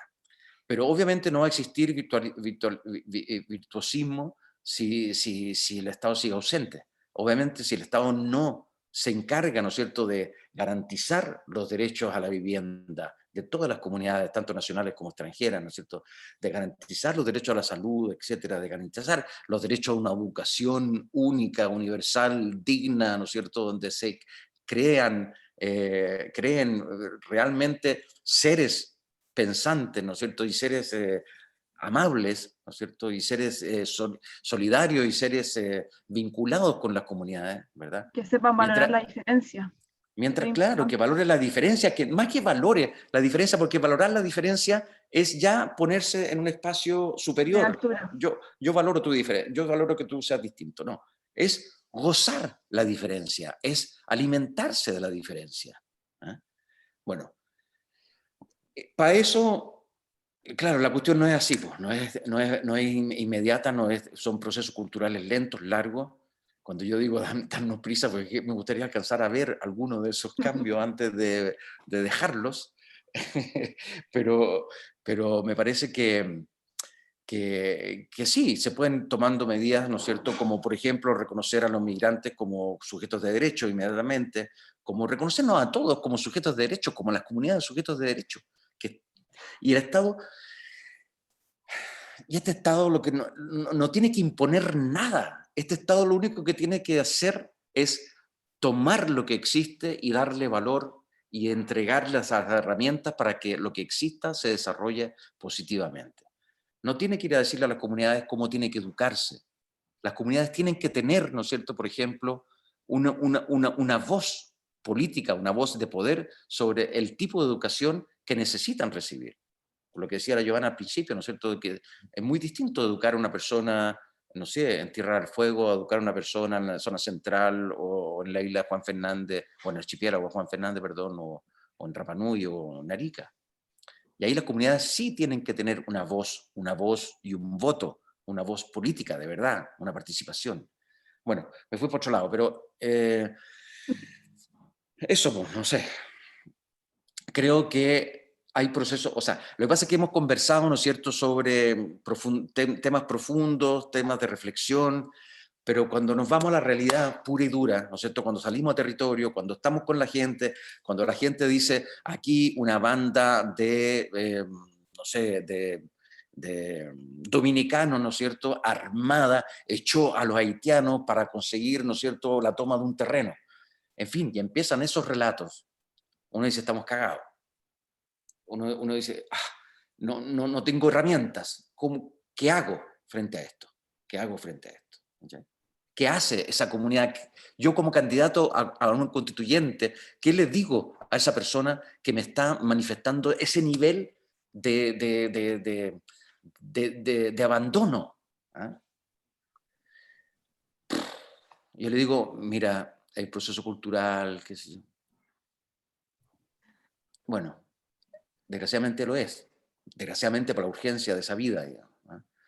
Pero es fuerte. Pero las soluciones, estoy 100% convencido, no son la represión, no son el poner el muro, no son esas las soluciones. El muro se va a romper, la represión va a ser revertida, en fin. Y problemas como estos tenemos muchos, digamos, no solamente la inmigración, tenemos el problema del narcotráfico que hoy día es brutal, tenemos el problema de la Araucanía con una zona que no se entiende realmente cuáles son todas las fuerzas que están operando ahí, ¿no es cierto? Y ahí uno conoce, uno sabe cuáles son las fuerzas que están operando, pero que nadie se atreve a ponerle cascabel al gato, y el cascabel al gato no es mandar, ¿no es cierto?, al ejército a matar a todos los que están viviendo ahí, no.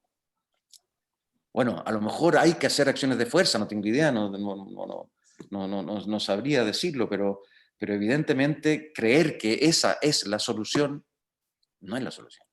La solución es la participación, la solución es la dignidad, la solución es el respeto de todos nosotros, de nuestras diversidades.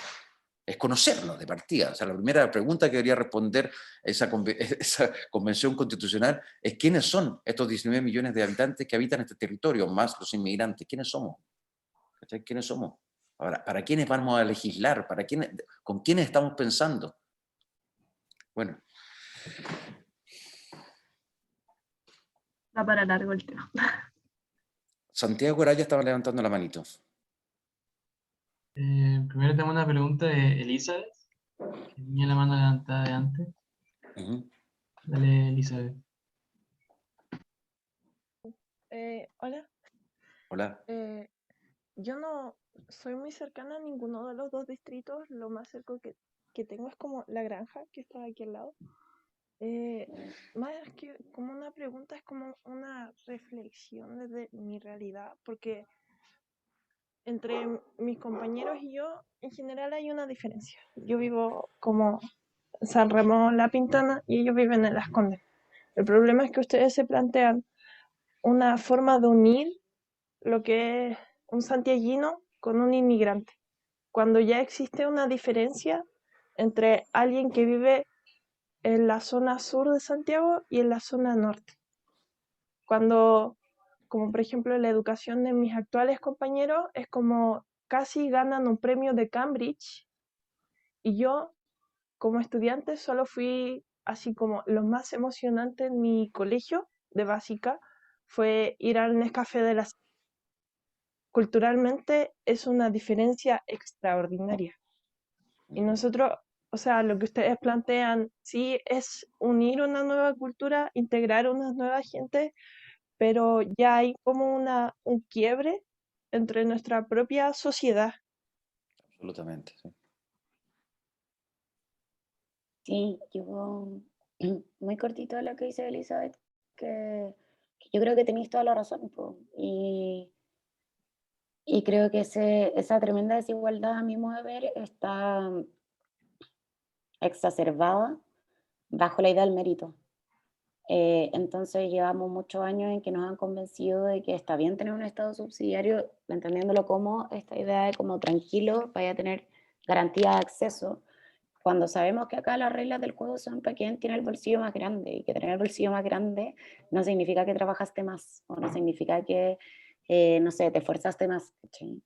Y yo creo que esa fractura que decís tú, Elizabeth, que no es solamente entre la población migrante y quienes ya habitamos este territorio de antes, sino que tiene que ver, por supuesto que sí, con las desigualdades socioeconómicas, es justamente lo que tenemos la oportunidad hoy de ir a enmendar.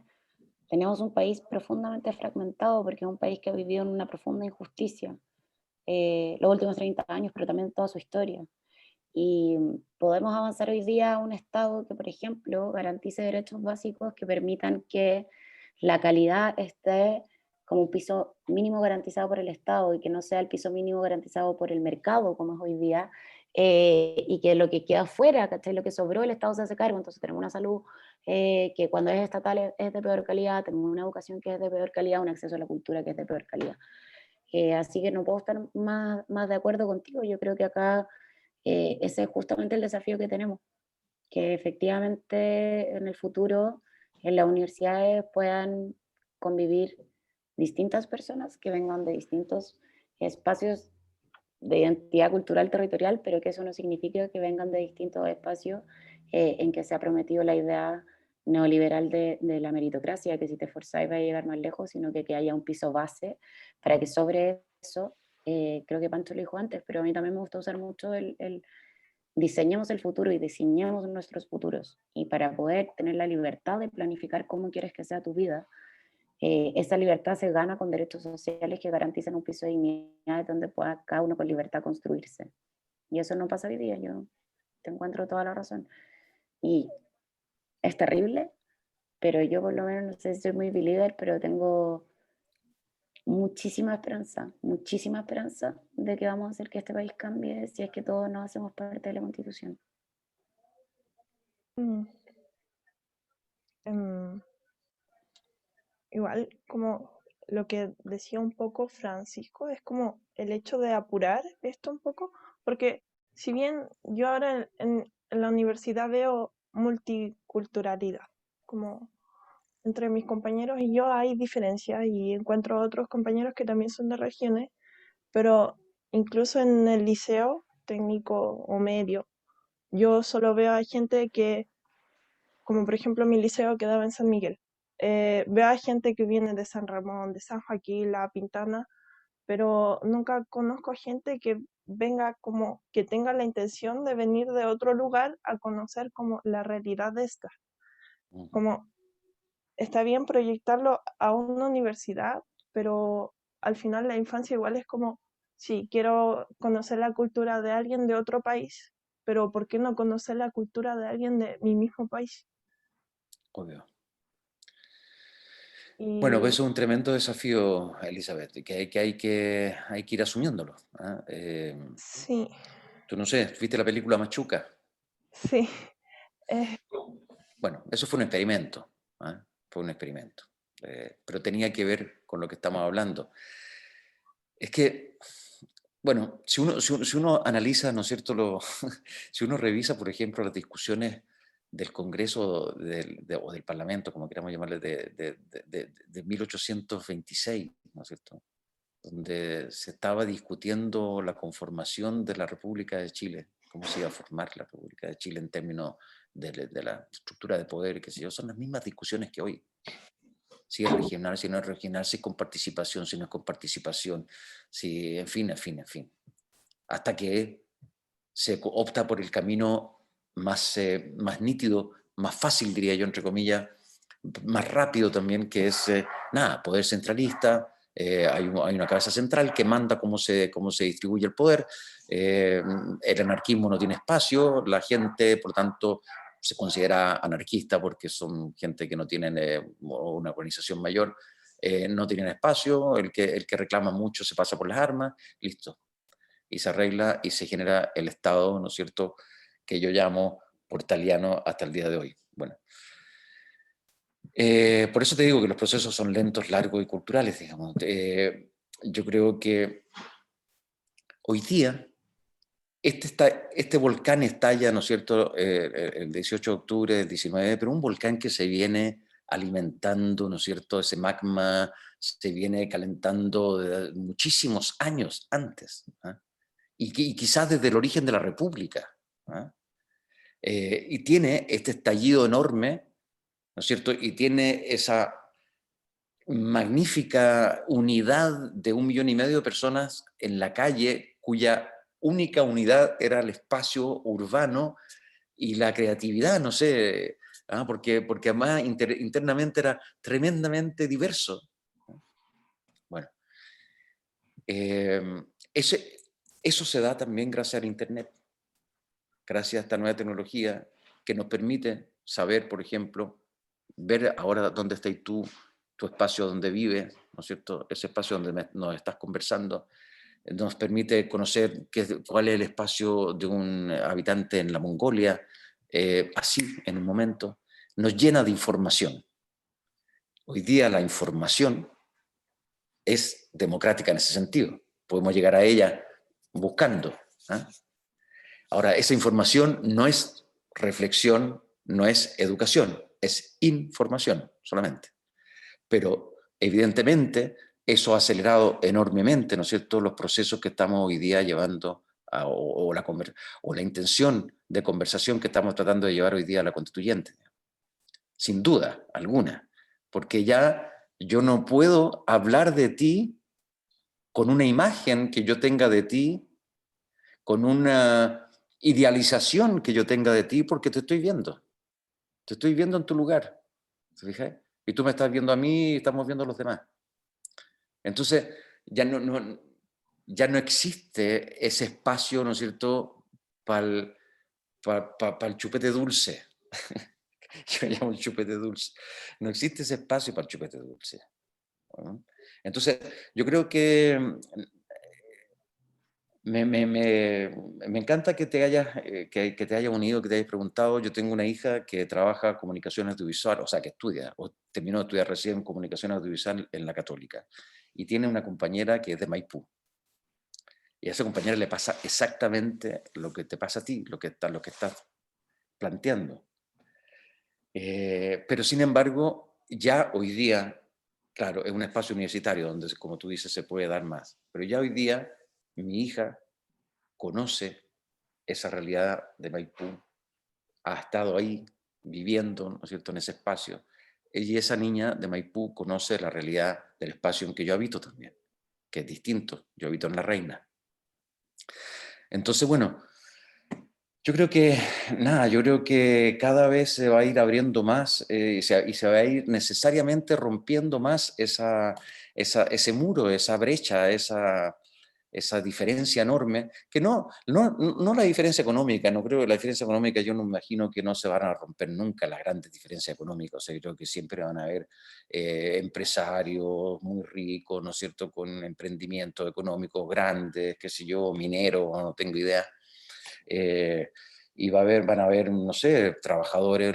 El asunto es que cada uno, ¿no es cierto?, viva con dignidad. La definición de dignidad el otro día se la escuché a Alejandro Aravena, que es un arquitecto, en el fondo es, la condición de dignidad es donde cualquier persona, ¿no es cierto?, puede, o sea, si lo llamo a una casa digna, es donde yo podría vivir. Es donde cualquiera de nosotros podría vivir. Es una casa digna. Independiente de, o fuera del lujo, ¿no es cierto?, que podamos pensar, o del parque que podamos tener de 5.000 metros al frente, o no tengo idea de cuánto. ¿Entiendes? Si yo puedo vivir en ese espacio, si tú puedes vivir en ese mismo espacio, si todos podemos vivir en ese espacio, eso es un lugar digno. La salud, lo mismo. Si yo voy a atenderme en salud y considero que cualquiera de nosotros puede atenderse en ese espacio de salud, es un espacio digno de salud. Y así, bueno, creo que como decía Giovanna, yo creo que sí, hay que tener, yo creo que vamos avanzando. Esta convención es un peldañito más también, es un peldañito, no se soluciona, no va a terminar ahí, va a terminar cuando se termine la raza humana, ¿me entiendes? Seguramente. Pero es un peldaño más. Estas conversaciones son un peldaño más. El hecho de que el poder económico haya tenido miedo en un momento determinado y haya dicho, ¿sabes qué? Tenemos que, como dijo la primera dama, parece que vamos a tener que entregar o no sé qué, compartir o no sé qué dijo, nuestros privilegios. Claro, ¿me entiendes? Pero todavía está viendo a todos nosotros como alienígenas. Bueno, vamos de poco.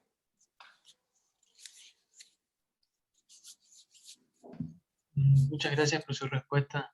Una reflexión muy importante para tener ahora. Y bueno, finalmente nos gustaría poner otra pregunta más.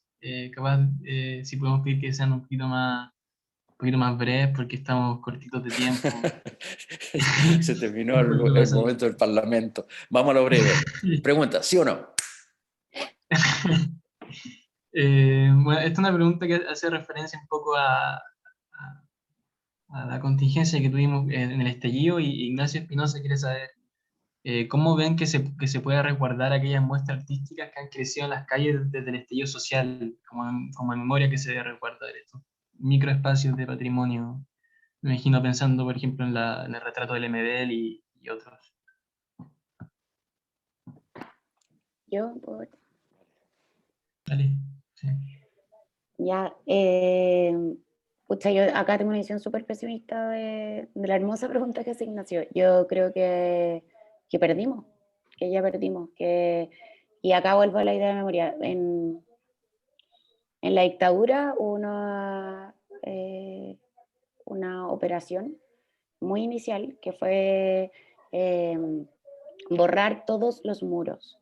Y cuando se borran los muros de un pueblo, lo que tú borras es la historia que se puso ahí. Y no estoy, o sea, estoy hablando de algo tan básico como que, no sé, sabemos de las culturas, no sé, originarias del mundo porque hicieron pintura rupestre, ¿cachai? Y eso es lo que hoy día nos permite conocerla. Y lamentablemente lo que pasó durante nuestra revuelta social no va a quedar en las calles, y ahí quiero hacer como un poquito de análisis de por qué creo yo. Pero para partir desde lo personal, yo vivo a una cuadra de Plaza Dignidad, como en la primera callecita, en verdad, de Providencia hacia el sur. Y nuestra calle era hermosa. Y mi comunidad es una comunidad que se activó mucho, son 4 blogs, claro. Y somos muchas personas y se activó mucho y empezamos a tener un chat y nos empezamos a juntar abajo. Y estábamos muy orgullosos de nuestra calle, que era la primera línea de las calles, nos llegaban lacrimógenas al patio y todo, pero estaba hermoso, nuestros muros estaban hermosos. Y yo, esto justo alcanzó a ser la comuna de Providencia y llegó la alcaldesa y limpió todo. Y después yo vivo al lado, entonces como comprenderán por el lugar geográfico, vivo al lado del Parque Bustamante, entonces está el Café Literario, que también tuvo en un momento manifestaciones artísticas hermosas, y con mis vecinos empezamos a hablar de por qué la municipalidad no ponía, por ejemplo, y esto era a lo mejor fantasioso, pero algún tipo de revestimiento, yo me imaginaba, no sé, algún tipo de cera, ¿cachai?, que hiciera que quedara impermeabilizado, y que incluso si se rayaba encima uno lo pudiera limpiar, de algún momento particular de la revuelta. Y todo fue destruido, todo fue limpiado, y esta operación limpieza, que es la misma que se hizo durante la dictadura, lo que pretende es borrar nuestro entusiasmo y borrar, por lo tanto, nuestra memoria y nuestra historia. Y es lo mismo que pasó con el muro del GAM. Yo creo que todos y todas las que estamos acá, cuando amaneció el GAM, de nuevo pintado, y habían cosas hermosas, supimos que ya no iba a quedar más de eso. Y lo mismo pasa con las estatuas que gastan plata. La Municipalidad de Providencia tiene un contrato. Ahora ya no está la estatua, pero estoy hablando hasta hace un mes atrás. Tiene un contrato, y todos los días a las 6 de la mañana amanecía pintada, perfecta, exacta, y se gastaban toda la plata en eso. Y acá quiero hacer el último punto. Esto tiene que ver con participación y autodeterminación. O sea, lo que pasa hoy día es que no se le pregunta a nadie sobre el tipo de ciudad o las medidas que se tienen que tomar en torno a sus entornos y sus ciudades. Y eso pasa en mi municipalidad y pasa en muchísimas municipalidades, por no decir en todas. Y eso tiene que ver con que, y acá voy a hacer, perdón Ignacio que me haya un poco la pregunta, pero lo que nosotros, a mi modo de ver, tenemos que lograr es que el poder local sea el poder constituyente. Y un ejemplo de eso es esto que estamos hablando ahora. Porque nosotros no tenemos ni un espacio de participación, y nuestras autoridades locales, que deben ser las que administran el poder de representación local, estoy hablando de concejalía y alcaldía, no son gobiernos locales en la práctica, son administradores de recursos. Son gobiernos locales que, verdad, solo administran los recursos que tienen y los ponen según prioridades, pero no tienen decisión política, no son espacios que levanten las decisiones políticas de los espacios más basales, que son las juntas de vecinos, las comunidades, etc. Entonces, ante la pregunta, yo efectivamente, y con muchísima pena, quiero decir que yo creo que ya no hay nada que podamos hacer, que ya se borraron la mayor cantidad de los vestigios, y que más allá de las hermosas fotos que sacaron de registro y registro audiovisual, un montón de compañeros y compañeras en la calle, yo creo que va a ser muy difícil que guardemos algo de ese legado, lamentablemente.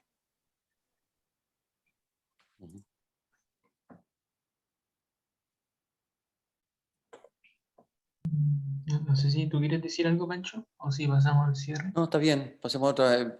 Es lo que dijo al final la Giovanna, digamos que, claro, se borraron unos muros, quedó el legado de los libros, el legado fotográfico, todos esos registros, existen publicaciones, ¿no es cierto?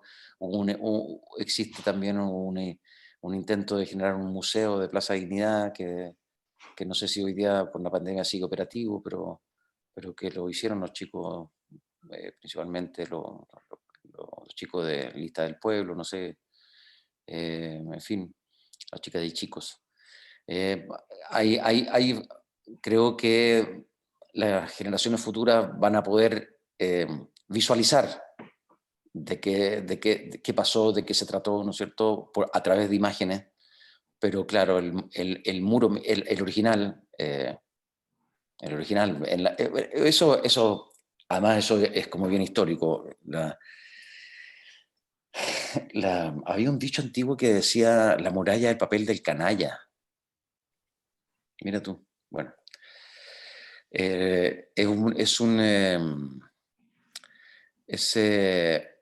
La muralla, ¿no es cierto?, ha sido el papel de las comunidades, ¿no?, en muchos momentos de la vida, digamos. Y claro, pero la muralla también es un espacio cambiante, pues es un espacio líquido. La muralla viene uno, la pinta, viene otro, la pinta encima, viene otro. También tiene que ver con eso, el arte mural urbano tiene un poco esa lógica. Es muy difícil que se conserven las obras para siempre, digamos, a no ser que sean institucionalizadas. Pero una de las características del arte mural, ¿no es cierto?, espontáneo, por llamarlo así, es justamente que no sea institucionalizado. Entonces es difícil también esto, como para darle un punto no de derrota, sino que sino que también que es un arte que es así de líquido. Me parece que claro, lo que viene luego es el registro del arte, que es lo que va a aportar, ¿no es cierto?, a la memoria futura. Ahora, es como la tendencia, ¿no es cierto?, de un poder no democrático realmente, no de las comunidades, sino que vertical, ¿no es cierto?, es estar borrando lo que la comunidad expresa, estar borrando lo que la comunidad decide. Esa es como una letanía, ¿no es cierto?, permanente de estos modelos de gobierno, de estos modelos de Estado. ¿Eh? Y lo que vemos hoy día en Plaza Dignidad es como corolario de eso, o sea, el símbolo, ¿no es cierto?, el símbolo de la expresión comunitaria rebelde, o como quieras llamarle, ¿no es cierto?, que era el señor Baquedano. Bueno, el señor Baquedano no tiene una importancia en sí mismo, digamos, o sea, excepto para la historia, sí, ya está bien esa estatua, pero como símbolo de los tiempos, el señor Baquedano no es el tema. ¿Ah? Entonces, la forma fue, bueno, sacar al señor Baquedano está bien, pero eso no significa nada. Eso significa la protección de una estatua, ¿no? Pero amurallar ese espacio, de modo de que nadie pueda tocar ese centro neurálgico de la rebeldía, ¿eh? Del símbolo de la rebeldía. Que el señor Piñera se saque una foto en el símbolo de la rebeldía, ¿me cachai? La importancia, la simbólica de los lugares son impresionantes. Entonces, claro, están haciendo lo mismo que en Lonquén de alguna forma, menos burda, o sea, sí, menos salvaje, igual de burda, menos salvaje. Bueno, pero Oye, hay perdón. registro de esa memoria, perdona, hay registro de esa memoria, por visual por lo menos, es algo, es otro arte, pero tiene que ver con... Oye, le quiero decir algo más esperanzador a Ignacio, que me acordé de un ejemplo esperanzador. Me acordé de un ejemplo esperanzador. Hay un mural muy, muy bonito que queda en el Centro Cultural Espacio Mata, que queda en La Granja, que es el distrito al que yo, que se llama el primer gol del pueblo de Chile. Y lo hizo Roberto Mata con la Brigada Ramona Parra en el 71, y durante la dictadura se tapó con muchas capas y obviamente se hizo desaparecer. Y no estoy segura del año, pero creo que en el 2015, no, tal vez fue antes, pero bueno, lo podéis buscar, Ignacio, hubo una operación de redescubrir el mural. Y hubo un equipo muy profesional de restauradores y restauradoras que fueron y sacaron las otras capas de pintura encima. Y hoy día, si van al Centro Cultural en La Granja, pueden ver el mural, porque se reparó como un acto y búsqueda de memoria cultural del pasado. Así que eso, Ignacio, yo creo que puede ser que entonces encontremos alguna forma de ir a recuperar nuestros muros. Ojalá pronto. Claro, muchas gracias por la respuesta. Bueno, ahora vamos a pasar al cierre. Queremos primero darle muchas gracias a los candidatos a la Convención Constitucional, Francisco Reyes y Joana Roa, por estar acá. Parece que hoy es el último día para hacer publicidad, pero por si acaso voy a hablar yo. Si usted está en el Distrito 8, en las comunas de Pudahuel, Cerrillo, Estación Central, Maipú, Colina, Lampa, Quilicura, Tiltil, considere votar por don Pancho Reyes, a quien escucho hoy día hablar sobre memoria, cultura, patrimonio, su propia experiencia en la arquitectura. Y si usted vive en el distrito 10, en las comunas de Macul, Santiago, San Joaquín, La Granja, Providencia y Ñuñoa, considere votar por Giovanna Roa, por todo lo que usted escuchó hoy día. Son dos candidatos que están súper preparados y sin duda van a hacer un gran aporte si llegan a ser electos a la Convención Constitucional. Así que muchas gracias a todos por estar acá, y los dejamos invitados para nuestro próximo conversatorio, el próximo miércoles a la misma hora, junto a Pedro Cayuqueo y Erika Ñanco. Vamos a estar hablando sobre pueblos indígenas, plurinacionalidad. Eso, muchas gracias. Buenísimo. Muchas gracias a ustedes, muchas gracias a la organización, muchas gracias por la conversación, gracias Giovanna y todos los que están, Mariana, Florencia, Santiago, Mario, Belén, Sebastián, Ignacio, Diego, etc. Muchas gracias. Y, oye, muchas gracias por la invitación, muy nutritiva conversación. Yo siempre aprendo mucho de los otros invitados como el Pancho ahora y de también sus preguntas y comentarios, así que solo para cerrar, están mis redes sociales, que me llamo Giovanna Rodando N. Me pueden buscar, yo feliz de seguir este tipo de conversaciones que por lo menos a mí me nutren mucho y me hacen muy feliz, así que quedamos súper conectados. Po. Gracias, Vale. Gracias Pancho, qué gusto, gracias Santiago. Igualmente, Giovanna. ¿Podemos Chao, chao. cortito? Gracias. ¿Sí? Saquemos una foto. Ah, Tiene sí. que po. quedar. Buen punto, buen Sí, punto. verdad. Ya, rapidita. Igual ahora quedamos poquito, pero igual Queda un poco. Igual, para el recuerdo. para el recuerdo que le La dicen. memoria. Claro. Vamos, vamos, eso. Ahí vimos a Francisca, a Javier Ignacio, que no habían aparecido, Almendra, que está todavía... Estaban, no está. Bien. Lo No dejaron el saco, computador abierto. lo saco en 3. En 3, 2, 1, cheese. Vale. Vale, muchas gracias. Gracias, Chao, chao. chiquillos, que les vaya súper. Chao, Chao, chao, Vaya súper. igualmente. Chao, que estén bien, Gracias. cuídense, Gracias. gracias. Cuídense.